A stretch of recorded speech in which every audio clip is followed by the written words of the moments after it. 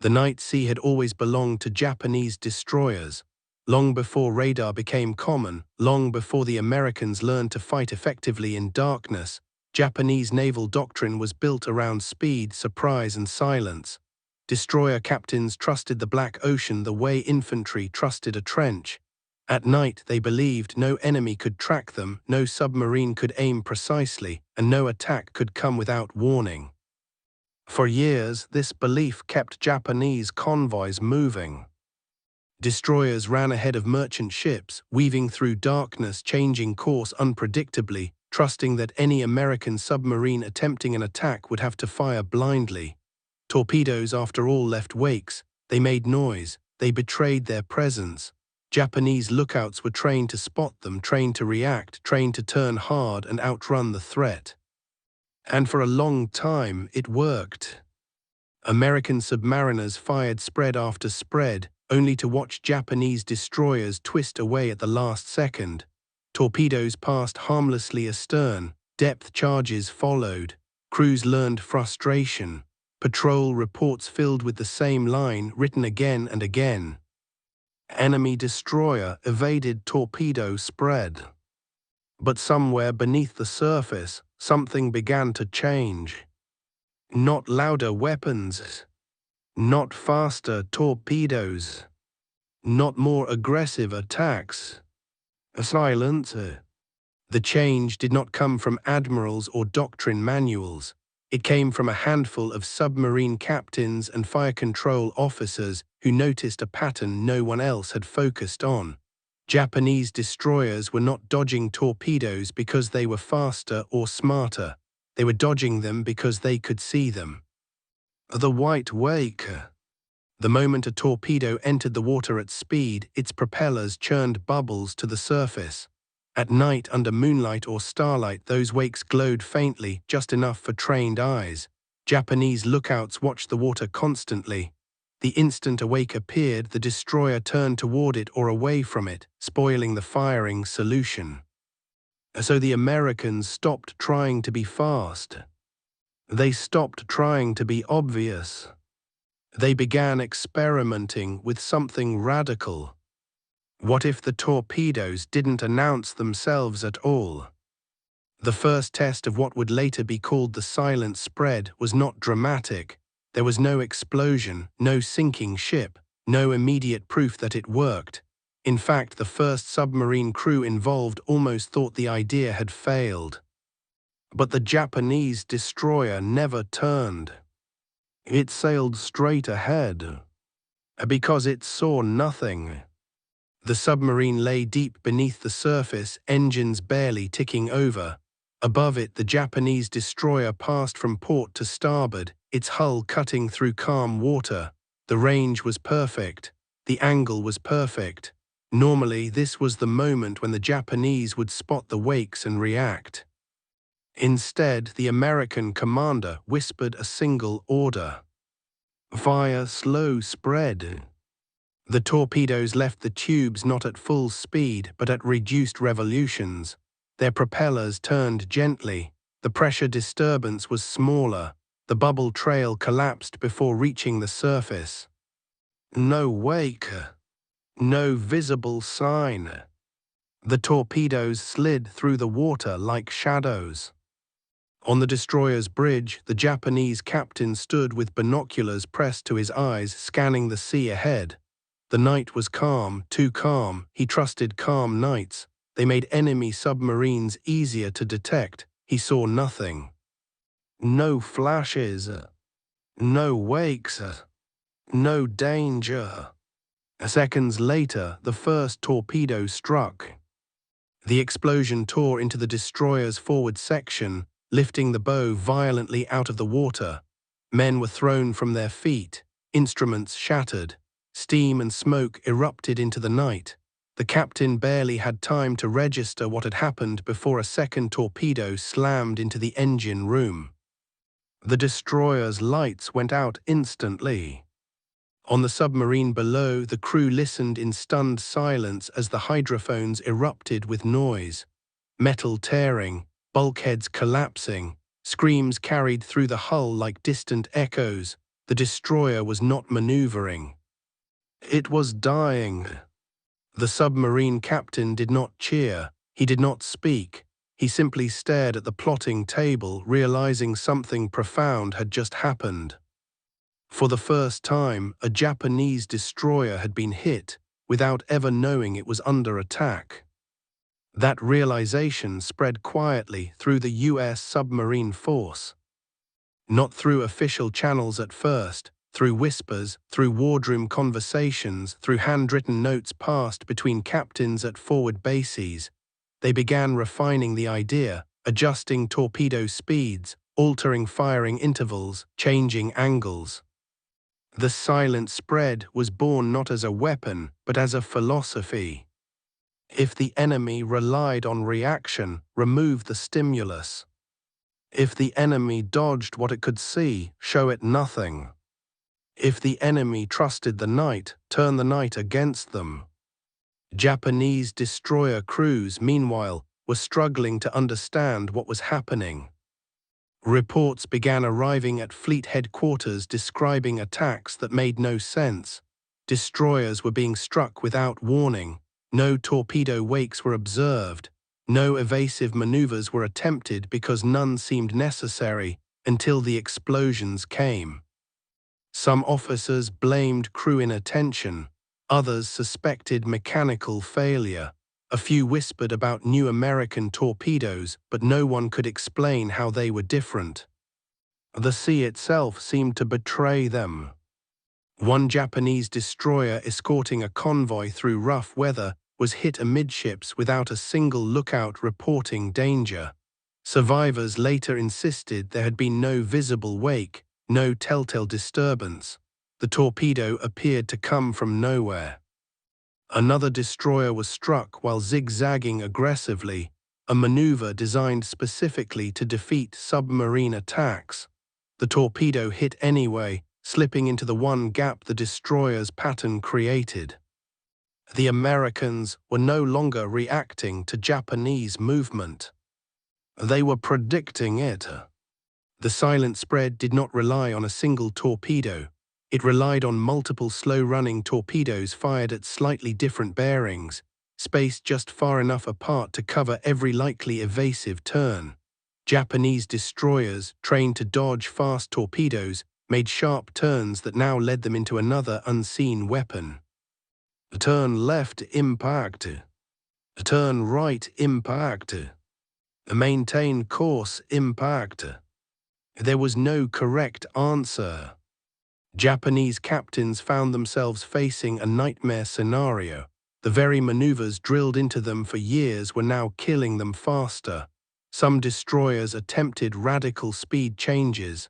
Others tried unpredictable zigzags, but without seeing the torpedoes, every decision became guesswork. And guesswork at sea is fatal. Within months, the casualty rate among Japanese destroyers began to rise sharply. Not just sinkings, damage, crippled ships limping back to port, escorts missing from convoys, gaps opening in defensive screens. Convoys slowed. Merchants began sailing with fewer escorts. Submarines noticed. American submarine commanders now hunted destroyers deliberately. They targeted the escorts first, knowing that once the screen collapsed, the merchant ships were helpless. The silent spread became the preferred method. Submarines would lie motionless on the seabed or at periscope depth, engines off, crews barely breathing. They waited for destroyers to pass overhead, then fired slow, silent spreads into their predicted path. Japanese sonar operators sometimes detected faint noises, but by the time they reacted, it was already too late. The torpedoes made almost no cavitation noise. Hydrophones picked them up only seconds before impact, far too late to maneuver. Japanese depth charge attacks followed instinctively, but they were blind and ineffective. Submarines that had fired silent spreads were often already slipping away at low speed, hidden beneath thermal layers or seabed contours. Destroyer crews began to panic. Night watches grew tense. Lookouts strained their eyes until they ached. Officers barked contradictory orders. Some captains refused to maintain course for more than a few seconds at a time, exhausting their crews and engines. Others did the opposite. They froze. Believing that maneuvering blindly might make things worse, some captains held course and speed, hoping to minimize exposure. Those destroyers often died first. Japanese naval doctrine had been built around aggressive night action. The silent spread shattered that foundation. Night no longer offered safety. Darkness no longer concealed danger. The ocean itself seemed hostile. One Japanese officer wrote in a private letter that later surfaced after the war. "We fear the water more than the enemy. We see nothing, yet we are struck. The sea has learned to kill us." By late 1943, American submarine commanders were reporting something unprecedented. Japanese destroyers were avoiding certain waters entirely. Escort routes changed. Patrol patterns thinned. Convoys were rerouted along longer, less efficient paths to avoid haunted seas where destroyers had vanished without explanation. The silent spread was no longer just sinking ships. It was reshaping strategy. And this was only the beginning. The first Japanese destroyer to encounter the silent spread never realized it was under attack. Its crew believed they were conducting a routine escort. The sea was calm, visibility moderate, and sonar operators reported nothing unusual. No cavitation noise, no telltale propeller echoes, no rising threat. The convoy moved forward confidently, engines turning at a steady cruising speed. Then the ocean erupted.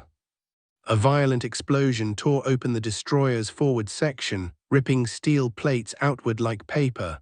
The shockwave slammed through the hull, knocking sailors off their feet. Water poured in instantly. Alarms screamed. The bridge lost power for several seconds as lights flickered and died. The captain demanded a report. The answer made no sense. "No torpedo wake detected." That single sentence spread panic faster than the flooding. Japanese naval doctrine was built around reaction. Destroyers survived submarine attacks by spotting wakes early, maneuvering aggressively and counterattacking with depth charges. But the silent spread erased the first step entirely. There was no wake, no sound, no warning. The torpedo had not screamed through the water like earlier models. It had slipped forward silently, running deep, slow and steady, its propellers turning at a reduced rate specifically engineered to minimize noise. By the time it struck, it was already too late. As damage control teams rushed forward, a second explosion detonated amidships. This one was worse. Boilers ruptured, steam scalded compartments, bulkheads buckled inward. The destroyer began listing heavily. Only now did the sonar operator shout that he had a contact, not ahead, but behind and to port. Another torpedo was already passing beneath the hull. This was the silent spread in action. American submarines had learned that single torpedoes were no longer enough. Japanese destroyers were too well drilled, too fast to respond, but firing multiple torpedoes in a tight pattern created wakes that overlapped, revealing the submarine's position instantly. So American commanders did something radical. They spaced the torpedoes farther apart. They staggered depths. They varied speeds. They launched them in silence. Instead of one obvious attack, Japanese ships faced a delayed, unfolding catastrophe. On the destroyer's bridge, officers tried to comprehend what was happening. They ordered evasive maneuvers, but every turn exposed new sections of hull to unseen threats. The ship twisted violently as the helmsman attempted to zigzag, but zigzagging meant nothing when the torpedoes were already inside the defensive perimeter. A third explosion struck near the stern. The ship's screws jammed, steering failed. The destroyer slowed, then stopped entirely, dead in the water. Only now did Japanese commanders understand the truth. This was not a single submarine attack. It was a pattern, a silent spread. Elsewhere in the convoy, confusion erupted. Escorts dropped depth charges blindly, detonating them based on outdated assumptions of where a submarine should be. The charges exploded harmlessly, too shallow, too far off, wasting precious minutes. Meanwhile, another destroyer was hit. Then another. Japanese radio traffic exploded with frantic messages. Explosion without warning. No wake visible. Enemy torpedoes behaving abnormally. Multiple hits, unknown direction. Commanders demanded sonar readings. Sonar operators reported nothing consistent. The silent spread torpedoes ran below optimal sonar detection layers, exploiting thermal boundaries that distorted sound waves. The Americans had learned where sound disappeared, and they hid their weapons there. As one destroyer after another was crippled, Japanese formations dissolved. Ships broke away individually, each captain attempting to save his own vessel, but isolation only made things worse. The silent spread was designed to punish separation. One destroyer attempted a high-speed escape run. Its engines roared as it accelerated. The captain believed speed would save them. It didn't. A torpedo struck beneath the engine room. The explosion lifted the ship partially out of the water, snapping drive shafts and rupturing fuel lines. Flames erupted on deck. The destroyer slowed abruptly, smoke pouring skyward. Speed had only carried it deeper into the kill zone. American submariners watched through periscopes as chaos unfolded above. They did not need to pursue aggressively. They did not need to surface. Their weapons were already doing the work. One commander wrote later, "It was like watching the enemy walk into a trap they couldn't see, hear, or escape." Japanese naval officers struggled to respond. They ordered tighter formations, but tight formations made the silent spread even deadlier. One torpedo damaged one ship, forcing it to maneuver directly into the path of another torpedo aimed at a different vessel. Damage cascaded. Convoys that once relied on discipline and coordination now became liabilities. Every maneuver risked exposing another ship's flank. Every attempt to evade made the pattern worse. And still no wake. Sailors leaned over rails, scanning the water in terror, searching for the white scars that had once meant survival. There were none. Psychological collapse followed quickly. Sailors began reporting phantom torpedoes. Destroyer crews swore they saw shapes moving beneath the waves. Gunners fired at shadows. Officers screamed contradictory orders. Depth charge crews dropped their weapons too close, damaging their own hulls. Some ships detonated their charges prematurely in panic, shaking themselves apart. Japanese escorts were no longer fighting submarines. They were fighting fear. By the end of the engagement, multiple destroyers were sinking or crippled. Survivors floated amid burning oil and debris, staring in disbelief at the empty sea around them. No submarine surfaced. No enemy revealed itself. No victory was visible. Only wreckage and silence. Reports from this battle reached Japanese Naval Command within days. The conclusions were chilling. American torpedoes were no longer predictable. Submarine attack patterns had changed. Traditional countermeasures were failing. One staff officer wrote bluntly, Our destroyers are being destroyed without warning. Our crews no longer trust their instruments. That loss of trust was fatal. From that moment on, Japanese destroyer captains entered escort duty already tense, already expecting disaster. Their crews listened for sounds that never came. They watched for wakes that never appeared. And when explosions struck without warning, panic followed instantly. The silent spread didn't just sink ships. It shattered confidence. Convoys slowed, routes were altered. Escorts burned more fuel, zigzagging constantly, exhausting engines and crews. Supply deliveries fell behind schedule. Troops arrived late or not at all. Ammunition ran short on island garrisons already under pressure. Every delayed convoy strengthened American positions. Every lost destroyer weakened Japan's ability to protect the next one. American submarine commanders refined the pattern further. They adjusted spacing based on destroyer speed. They learned how Japanese captains reacted after the first hit and aimed follow-up torpedoes exactly where the ship would turn.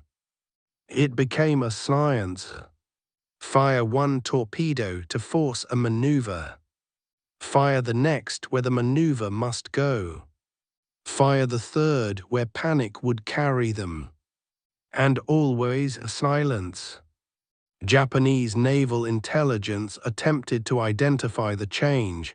They suspected new propulsion systems. They suspected experimental torpedoes. They suspected sabotage. What they did not understand was that the weapon itself was only part of the equation. The real innovation was restraint. American submariners had learned when not to fire. They waited longer. They fired fewer torpedoes. They chose spacing over volume. They chose patience over aggression. And in doing so, they turned Japanese destroyers, once the terror of submarine warfare, into helpless targets. By the time Japanese command acknowledged the scale of the problem, it was already too late. The silent spread had rewritten the rules of escort warfare, and Japanese destroyers would never recover. By the time the first survivors from the shattered Japanese destroyer divisions reached port, something far more dangerous than physical damage had occurred. Confidence was gone. Doctrine was shaken. The men who had spent their entire careers mastering escort tactics suddenly realized that everything they believed about submarine attacks was wrong. For decades, Japanese naval doctrine taught that torpedo attacks announced themselves. Crews were trained to listen for propeller noise, to watch for wakes, to identify the signature patterns of incoming threats. Speed, sound, and visibility were the foundations of their defensive instincts. The silent spread erased all three. There was no warning, no build-up, no single direction of attack. Just explosions appearing where logic said nothing should exist. Japanese commanders attempted to explain the losses in reports that grew increasingly desperate. Some blamed defective lookouts, others blamed poor weather. A few suggested American submarines had achieved impossible levels of stealth. None fully understood the truth. The truth was that the Americans had stopped trying to scare their targets. They had learned that fear caused movement. Movement created noise. Noise gave destroyers time to react. So instead, they removed fear from the equation until it was too late. The silent spread worked because it felt like an accident rather than an attack. When the first torpedo detonated, Japanese crews believed they had struck a mine. When the second explosion followed from a different angle, confusion took over. When the third hit arrived with no visible source, panic set in. By the time escorts realized they were under coordinated attack, the geometry of the spread had already sealed their fate. Japanese destroyers attempted to counter this invisible threat by tightening formations. That made things worse. The silent spread was designed to punish predictability. Closely grouped ships created overlapping kill zones where one torpedo detonation forced evasive maneuvers directly into the path of another. Some captains attempted to break formation entirely, ordering high-speed turns in random directions, but that only exposed them further. Increased speed created cavitation noise, making sonar readings useless. Sharp turns reduced torpedo evasion margins, and worst of all, destroyers fleeing in different directions left merchant ships unprotected, turning convoys into scattered targets. American submarine commanders watched this unfold with cold precision. They didn't pursue. They didn't chase. They let the pattern do the work. The silent spread wasn't about destruction alone. It was about psychological collapse. Japanese sailors began reporting that torpedoes were appearing from the ocean itself. Some claimed American submarines had learned to fire without propellers. Others believed multiple submarines were coordinating attacks with impossible synchronization. In reality, it was often a single boat. One hull. One firing solution. One silent pattern. Japanese escort commanders began issuing contradictory orders. Some demanded aggressive depth charge sweeps after the first explosion. Others ordered immediate withdrawal to protect remaining merchant ships. These conflicting commands created hesitation, exactly what the silent spread exploited. American torpedoes did not chase ships. They waited for ships to move into them. By late 1944, Japanese destroyer captains faced an impossible dilemma. If they maneuvered aggressively, they exposed themselves. If they held course, they risked sailing directly into unseen torpedoes. If they slowed, they became sitting targets. If they accelerated, they revealed themselves acoustically. There was no correct response. Convoy after convoy suffered the same fate. Escorts survived long enough to realize they were under attack, then vanished in columns of fire and spray. Survivors described explosions that seemed to come from beneath their feet, from the sides, from nowhere at all. Morale collapsed. Japanese sailors stopped trusting their instruments. Sonar contacts were ignored because too many attacks had occurred without any warning at all. Lookouts stared into empty seas, knowing visibility no longer mattered. Officers found themselves issuing commands they no longer believed in. One Japanese after-action report contained a single haunting line. The enemy attacks without announcing his presence. Our training assumes an enemy who behaves like a human. The silent spread was not human. It was mechanical, mathematical, unemotional. American submarine crews understood this difference instinctively. They spoke less during attacks, they dimmed lights, they reduced unnecessary movement. Everything was designed to remove the last traces of detectable noise. The ocean became a silent chessboard. By the time Japanese Naval Command attempted to update escort doctrine, it was already too late. Fuel shortages limited training. Destroyer losses reduced available leadership. Replacement crews lacked experience. And worst of all, confidence in existing methods had evaporated. Convoys began sailing with fewer escorts, not because the threat was lower, but because commanders no longer believed escorts could stop it. American submarines noticed immediately. The silent spread transitioned from a specialized tactic into standard operating procedure. Crews refined angles, spacing, and timing. Some spreads were fired deep, others shallow. Some were delayed to exploit evasive maneuvers. Others were designed specifically to trap escorts responding to earlier hits. Japanese destroyers were no longer hunters. They were targets reacting to events they could not see. As the war moved toward its final stages, Japanese convoy traffic slowed dramatically. Routes were abandoned, night movement increased, but darkness no longer provided safety. Silence did not mean safety either. The ocean itself had become hostile. In the final months, Japanese naval commanders admitted privately that escort duty had become a death sentence. Sailors volunteered less frequently. Veterans requested reassignment. Some destroyers sailed with half-trained crews who knew, deep down, that no amount of vigilance could protect them from something they could not detect. The silent spread did not end Japanese shipping overnight. It did something far worse. It removed Japan's ability to recover. Every loss compounded the next. Fewer escorts meant more merchant losses. More merchant losses meant fuel shortages. Fuel shortages meant fewer training hours. Fewer trained crews meant weaker responses. Weaker responses meant more successful silent spreads. It was a self-feeding collapse.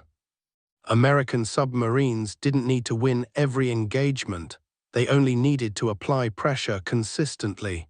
The silent spread ensured that pressure never relented.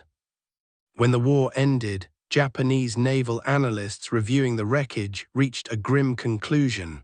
The collapse of their destroyer force was not caused by superior numbers or brute force alone. It was caused by a fundamental misunderstanding of how the enemy thought. They had prepared for noise. America used silence. They had prepared for pursuit. America used patience. They had prepared for reaction. America used inevitability.